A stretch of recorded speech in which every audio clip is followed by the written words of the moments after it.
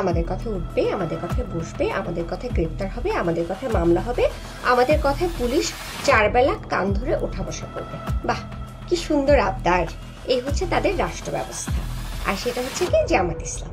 জামাত ইসলামের মতো একটা শিরককারী, একটা ধর্ম ব্যবসায়ী দল, যারা হচ্ছে টেররিস্ট, তাদেরকে আমরা সাধারণ মানুষ বুঝি না।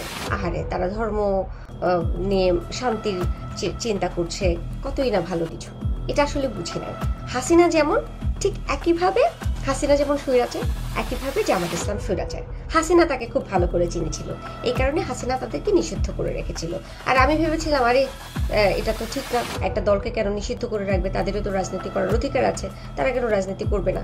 এটা তো আমি এতদিন বুঝি নাই। আজকে আমি একদম পয়েন্ট টু পয়েন্ট বুঝতে পারতেছি যে হাসিনা কেন এদেরকে এতদিন নিষিদ্ধ করে রেখেছিল। এটা ওরা ডিজার্ভ করে, আমরা এটা বুঝি নাই। এটা হাসিনা যা করেছে ঠিকই করেছে। গাধাদের দল বুঝে না যে বাংলাদেশ একটা সমৃদ্ধ দেশ। সমৃদ্ধ বলতে আমরা কি বুঝি? সমস্ত ধর্ম গোত্র মিলেমিশে একাকার, সেজন্য আমরা সবাই ভাই ভাই বোন বোন।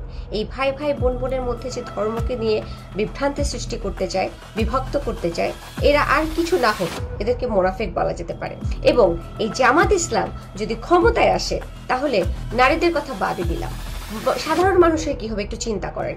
আজকে বাউল শিল্পীদেরকে মেরে পিটিয়ে ফেলে দিচ্ছে, এদিকে নারীদেরকে ওপেন মাঠে ধর্ষণ করছে।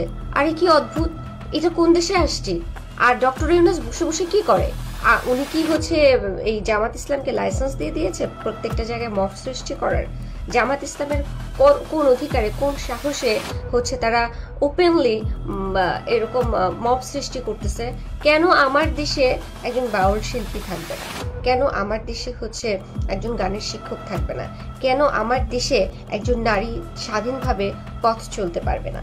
কেন আমার দেশে এই জামাত ইসলাম প্রকাশ্যে এসে বলবে আমার কথায়, আমাদের কথায়, জামাত ইসলামের কথায় পুলিশ প্রশাসন উঠবে বসবে? তাহলে আইন কি করবে? আইন আদালত এগুলি তাহলে কি করবে? তাহলে হাসিনাকে আমরা কেন খেদালাম? হাসিনার সেই একই জিনিস যদি রিপিটেশন হয়, তাহলে হাসিনাকে কেন খেদালাম? হাসিনাই থাকতো। কেন এত রক্ত ঝরলো? কেন এত মায়ের বুক খালি হলো? কেন এত বোন কাঁদলো? কেন এত অত্যাচারের শিকার হলাম? কেন দেশের মধ্যে এত বিশৃঙ্খলা সৃষ্টি হয়েছে? কেন এই সমস্ত কিছু ঘটছে? তাহলে উপদেষ্টাদেরকে বসানোর দরকারটা কি ছিল? তাহলে মোস্তফা সরোয়ার ফারুক এখানে কি করতেছে? তাহলে রিজওয়ানা কি করতেছে? শুভ্র এখানে কি করতেছে? ডক্টর ইউনূস এখানে কি করতেছে? আপনাদের তাহলে এখানে থাকার কোনো দরকার নেই।